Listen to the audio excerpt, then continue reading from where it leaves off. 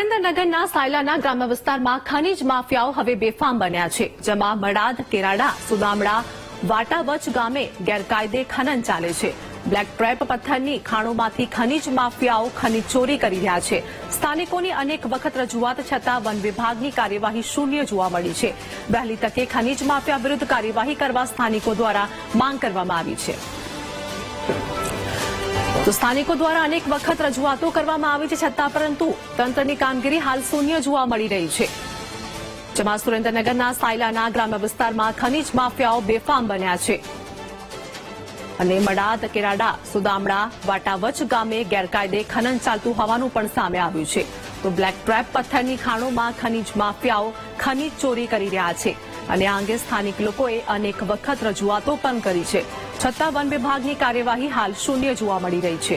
વહેલી તકે ખનીજ માફિયા વિરુદ્ધ કાર્યવાહી કરવા સ્થાનિકો દ્વારા માંગ કરવામાં આવી છે. તો બ્લેક ટ્રેપ પથ્થરની ખાણોમાંથી ખનીજ માફિયાઓ ચોરી કરી રહ્યા છે. સ્થાનિકોની રજૂઆતો છતાં તંત્ર દ્વારા કોઈપણ કાર્યવાહી હજુ સુધી નથી કરવામાં આવી. ગ્રામ્ય વિસ્તારમાં ખનીજ માફિયા બેફામ જોવા મળી રહ્યા છે.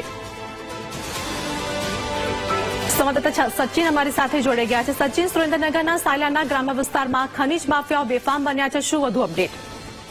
જો વાત કરવામાં તો સુરેન્દ્રનગરના સાયલા ગ્રામ્ય વિસ્તારમાં ખનીજ માફિયાઓ બેફામ થયા છે, જેને લઈને મડાદ, કેરાડા, સુદામડા, વાટાવચ વિસ્તારમાં ખનીજ માફિયાઓ બેફામ છે. જેમાં બ્લેક ટેપ પથ્થરોની મોટી ખાણોથી ખનીજ માફિયાઓ વહન કરી રહ્યા છે અને આજુબાજુના ગામ લોકોને પણ ભારે મુશ્કેલીનો સામનો કરવો પડે છે.